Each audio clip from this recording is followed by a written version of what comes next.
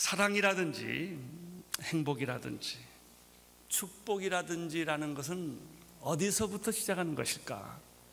물론 사랑과 축복과 행복은 하나님이 주시는 것이지만 우리들이 이 세상을 살면서 이런 것들을 누릴 수 있는 기초는 어디서부터 오는 것일까? 관계입니다. 관계. 우리는 관계를 떠나서는 아무 누구도 존재하지 않습니다. 예컨대 남녀 관계, 부모 자식 관계, 친구 관계, 직장 동료 관계, 스승과 제자 관계가 있지요. 관계가 만들어지면 친해집니다. 근데 관계가 없으면 친할 수가 없습니다. 좋은 관계가 되면 좋은 감정이 생깁니다. 사랑이 생기고 그게 발전을 합니다. 그리고 행복해집니다. 부부 관계가 좋으면 굉장히 행복해집니다. 자식들과 부모 관계가 좋으면 굉장히 행복해집니다. 관계가 중요한 거예요. 그리고 축복을 경험하게 됩니다. 반대로 관계가 없거나 관계가 깨지면 어떻게 될까요? 관계가 나쁘면 정반대 현상이 생깁니다. 아주 얼굴이 붉히고 서로 미워하는 감정이 생기고 불행해집니다. 그리고 자칫 잘못하면 그렇게 좋던 관계가 저주로 끝나게 되는 것입니다. 이 관계입니다. 관계 중에서 가장 중요한 관계는 하나님과 인간 관계입니다. 하나님과 인간 관계가 깨지면 다 깨지는 겁니다. 반대로 하나님과 인간의 관계가 회복되면 다 회복되는 것입니다. 나는 여러분들에게 하나님과의 관계가 다시 회복되기를 축원합니다. 하나님을 믿는 사람, 하나님 잘 믿지만 관계가 없는 사람이 있어요. 부모님이 계시는 걸 믿지만 부모님한테 연락 안 하는 사람이 있어요. 법적으로는 관계가 있지만 그 마음, 감정적으로나 심정적으로는 아무 관계가 없는 수도 있어요. 교회도 다니고 하나님 믿지만 하나님하고 살아있는 관계가 없는 사람은 불행해집니다. 비참해집니다. 구원이란 무엇일까요? 하나님과의 깨어진 관계를 회복된 관계로 만드는 것을 가리켜 구원이라고 말하고, 믿음이라고 하는 것도 깨어진 관계가 회복된 관계로 변하는 것을 믿음이라고 말합니다. 오늘 성경 말씀 보면 예수님께서 자신과 하나님과의 관계가 어떠냐, 이것이 얼마나 중요하냐를 오늘 말씀에서 이야기를 하고 있어요. 그것이 포도나무 비유입니다. 자, 15장 1절을 자막을 통해서 한번 같이 읽겠습니다. 시작. 내가 참 포도나무요 내 아버지는 그 농부라. 왜 예수님이 포도나무 비유를 들었을까요? 이 관계를 설명하기 위해서요. 내가 참 포도나무라고 한다면 하나님은 농부다, 이런 관계라는 것이죠. 예수님께서 요한복음에서 그 참이라는 단어를 여러 번 쓰셨어요. 요한복음 1장 9절에 보면은 참 빛이다 라는 단어를 썼습니다. 참 빛이 세상에 왔다는 것이죠. 또 두 번째 요한복음 6장 32절에 보면은 내가 참 떡이다 라는 말을 쓰셨습니다. 내가 참 떡이다. 히브리서 8장 2절에는 예수 그리스도는 참된 장막이다, 이렇게 설명하기도 했습니다. 예수님은 하나님과 자신과의 관계를 설명하기 위하여 이 포도나무 비유를 선택하신 것입니다. 동시에 이것은 우리와 예수님과의 관계를 설명하기 위해서 포도나무 비유를 선택한 것이죠. 농부가 하나님이라고 한다면 우리는 그의 가지다는 거예요. 예수님이 포도나무요, 하나님은 농부요, 우리는 포도나무에 붙어있는 가지다. 이것이 하나님과 예수 그리스도와 우리와의 관계라는 것입니다. 이 관계가 잘 되어 있으면 포도나무의 열매가 주렁주렁 열리고 농부의 마음도 기쁨이 가득 차고 축복이 온다는 것입니다. 이스라엘 백성들에게는 포도나무라는 말을 쓰면 우리나라와 달리 빨리 알아듣습니다. 올리브나무다, 무화과나무다, 포도나무다. 그러면 그 말을 빨리, 우리나라는 감나무 그래야 빨리 알아들어요. 우리는 배나무 이런 거 하면은 토속적이기 때문에 빨리 알아듣지만 그 나라 사람들은 포도나무다, 올리브나무다, 또 무화과나무다라는 거 하면 잘 알죠. 그런데 포도나무를 조금 더 자세히 관찰해 보면은 사람들이 포도나무라는 말을 할 때 나무를 생각할까요? 열매를 생각할까요? 열매죠. 세상에 벌품 없는 나무가 포도나무입니다. 그러나 사람들이 포도나무를 좋아하는 것은 주렁주렁 탐스럽게 맛있게 열린 그 과일 때문에 그런 것입니다. 먹음직하고 옆에만 가도 단내가 막 나는. 그래서 그 포도나무를 보면 거기서 포도주도 나오지요. 사람이 이렇게 풍성해지는 것이죠. 그분이 예수 그리스도이십니다. 예수 그리스도는 벌품이 없지만, 이사야에 의하면 외모도 모양도 벌품이 없지만 사람들에게 실어버린 바 되었지만은, 그러나 거기에 풍성한 열매를 맺는 것처럼 예수님은 자신을 포도나무라고 비유한 것은 아주 상징적인 여러 가지 의미가 있습니다. 또 예수님께서 요한복음 10장 10절 내가 온 것은 양으로 더불어 생명을 얻게 하고 더 풍성하게 하기 위하여 오셨다는 그런 말도 이해가 됩니다. 이 포도나무에 있어서 중요한 것은 농부입니다. 농부가 관리한 포도나무하고요, 그냥 산에 버려진 포도나무하고는 하늘과 땅의 차이가 있습니다. 하나님과 예수님과의 관계는, 하나님이 농부라고 한다면 나는 하나님이 잘 가꾸신 포도송이가 주렁주렁 열리는 나무다라고 설명을 하셨습니다. 이것이 예수님과 하나님과의 관계입니다. 자, 2절을 보시겠습니다. 2절 시작. 무릇 내게 있어 과실을 맺지 아니하는 가지는 아버지께서 이를 제해 버리셨. 무릇 과실을 맺는 가지는 더 과실을 맺게 하려 하여 이를 깨끗게 하시네. 자, 여기서 이제는 농부와 포도나무가 나왔는데 1절에는 2절에 가니까 가지가 하나 또 나옵니다. 이게 포도나무에 붙어 있는 가지가 나오는데 이 가지가 누구냐 하는 것입니다. 가지란 예수 그리스도를 따르는 제자들을 가리켜 가지라고 말합니다. 세상 사람들을 가리켜 가지라고 그러는 것은 아닙니다. 관계가 있어야 합니다. 그럼 가지의 본질은 무엇입니까? 따로 독립해서 존재할 수 없다는 것입니다. 이것이 크리스찬의 본질입니다. 크리스찬이란 스스로 혼자 존재하지 못한다는 것입니다. 마치 가지가 스스로 독립해서 존재하게 되었을 때는 어떤 일이 생깁니까? 생명을 유지할 수 없다는 거예요. 가지가 나무에서 떨어져가는 순간에 그거는 불쏘시기에 불과하다는 것이죠. 아무 의미가 없다는 것이죠. 버려진다는 것이죠. 마찬가지입니다. 나무에 붙어 있는 가지가 열매를 맺는 것입니다.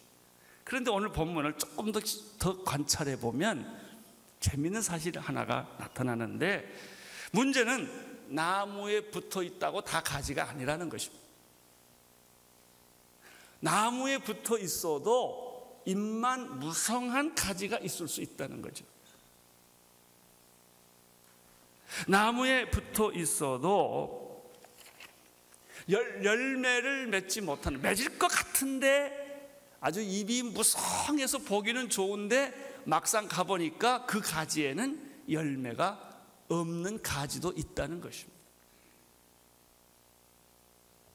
이런 경우에 농부는 어떻게 하는가?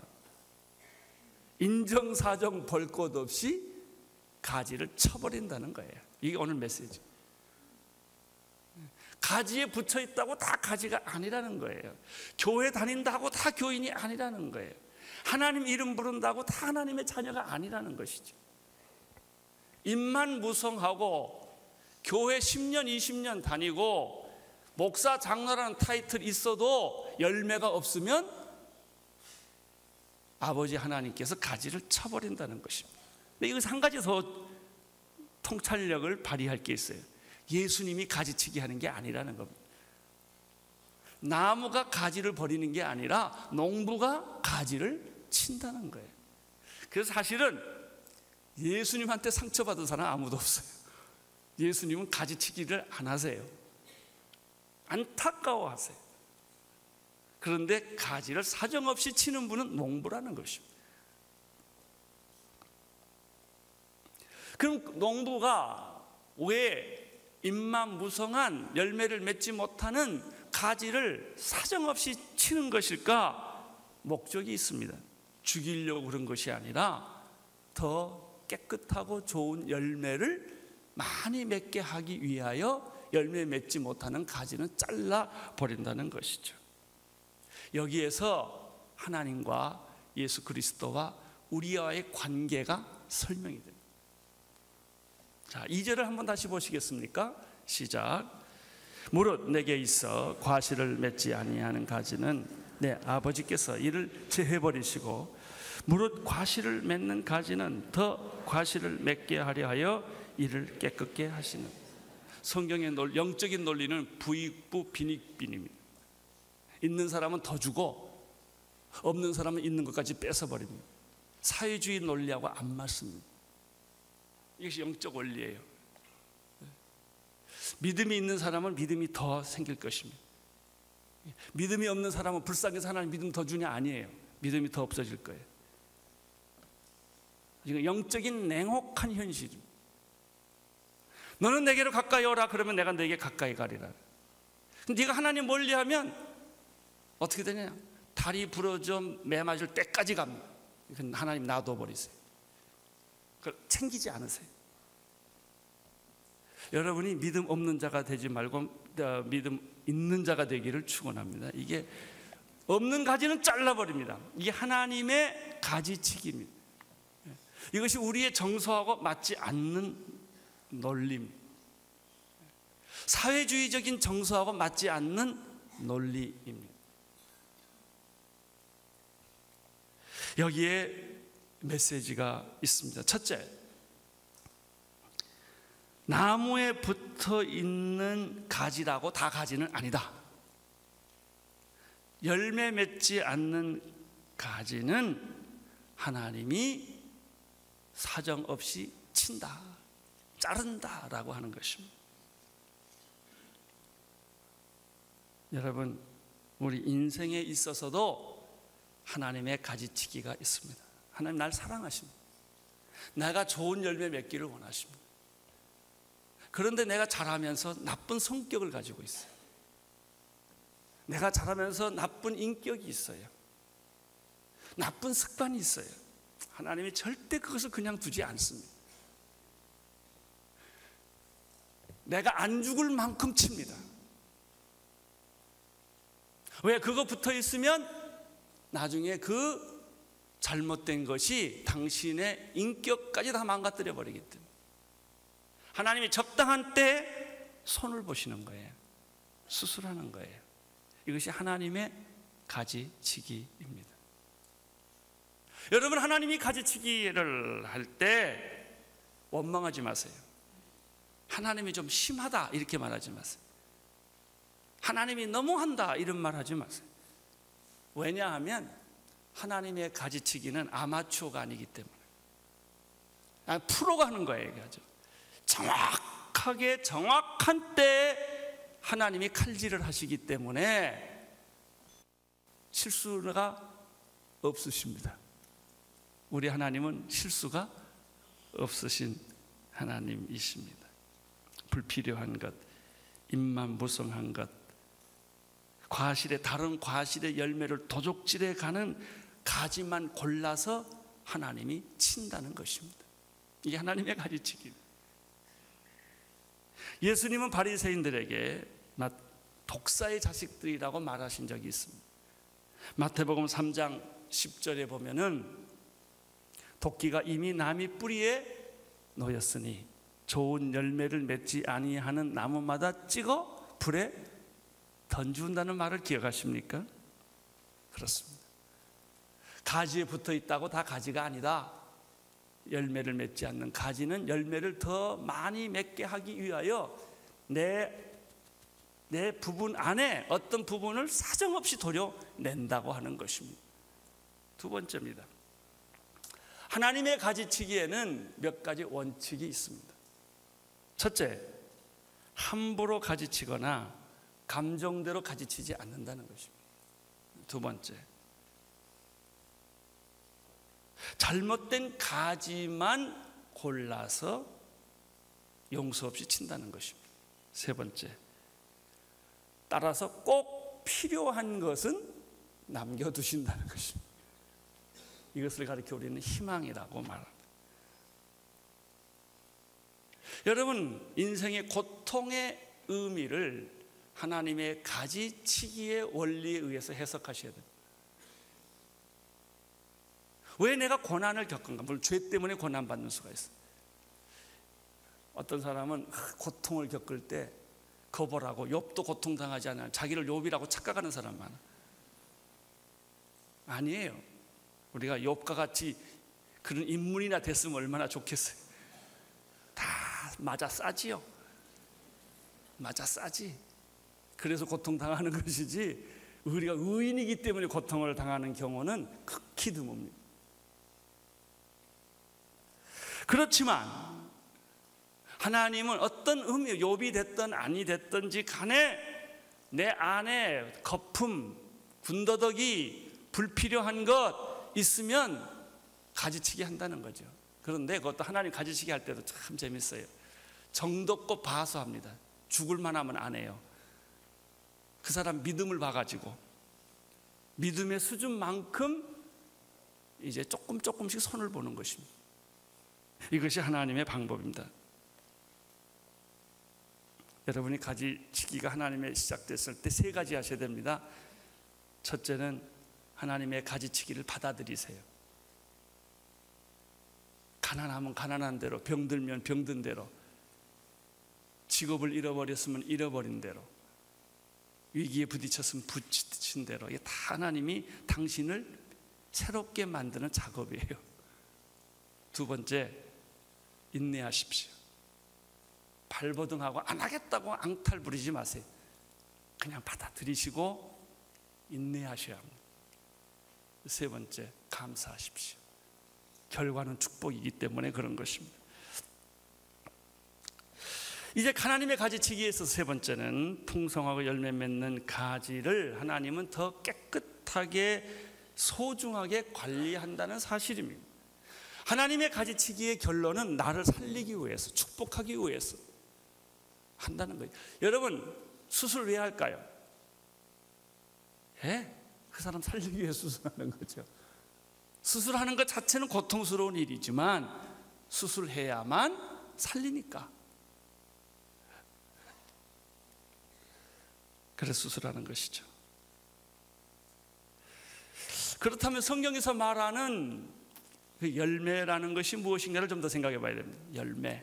열매를 맺지 않는 가지는 다 찍어버린다고 그랬는데, 열매는 크게 한 두 가지가 있어요. 첫째는 여러분이 잘 아시는 대로 무슨 열매가 있을까요? 성령의 9가지 열매입니다. 모든 그리스도인들은 성령의 9가지 열매가 있을 때 이 사람은 열매 있는 가지다라고 하는 것입니다. 갈라디아서 5장 22절 23절을 한번 같이 읽어볼까요? 시작. 오직 성령의 열매는 사랑과 희락과 화평과 오래 참음과 자비와 양선과 풍성과 온유와 절제니 이 같은 것을 금지할 법이 없는. 할렐루야. 여러분의 인격과 성품에 이런 열매가 맺어지기를 축원하는 것입니다. 죄의 성품에서 의의 성품으로, 외면적인 성품에서 내면적인 성품으로, 육체의 열매가 아니라 거룩한 열매입니다. 로마서 6장 21절 22절에 보면 육체의 열매가 아니라 거룩함의 열매라고 말했습니다. 또 로마서 6장 21절 22절에 보면은 너희가 그때 무슨 열매를 얻었느냐, 이제는 너희가 그 일을 부끄러워하나니 이는 그 마지막이 사망입니다. 그러나 이제 너희가 죄에서 해방되고 하나님의 종이 되어 거룩함에 이르는 열매를 얻었으니 마지막이 영생이니라. 로마서 7장 4절 5절에는 또 이런 표현이 있어요. 하나님을 위한 열매가 있고 사망을 위한 열매가 있다. 마가복음 4장 20절에는 열매의 특징이 있죠. 좋은 열매는 좋은 땅에 뿌려지면 몇 배? 30배, 60배, 100배의 결실을 맺는 것이다. 그렇습니다. 예수를 믿고 구원받았다는 것으로 가지 역할 다 한 게 아니라 뭘 맺어야 된다? 열매를 맺어야 한다는 것이죠. 열매 중에 우리가 생각해 볼 또 하나의 열매는 전도의 열매. 그래서 외적인 것이죠. 다니엘서 12장 3절의 말씀을 한번 같이 읽을까요? 시작. 지혜 있는 자는 궁창의 빛과 같이 빛날 것이, 많은 사람을 옳은 대로 돌아오게 한 자는 별과 같이 영원토록 비추리라. 마태복음 28장 19절의 말씀, 너희는 가서 모든 족속으로 제자 삼으라. 마가복음 16장 15절, 온 천하에 다니면서 만민에게 복음을 전파하라. 요한복음 21장 15절에서 17절에 보면 내 양을 먹이라, 내 양을 치라, 내 양을 먹이라.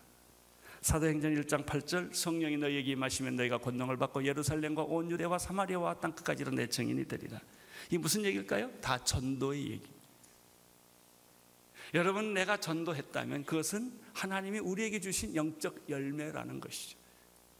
내면에 인격적 열매가 있고, 이런 열매들이 맺어질 때 이것은 열매 있는 나무 가지이기 때문에 하나님께서 이것을 더 축복해 주시고 더 깨끗하게 해 주시고 더 열매를 많이 맺게 만들어 주시는데, 가지의 열매가 없으면 인정사정 없이 치신다라고 하는 것입니다.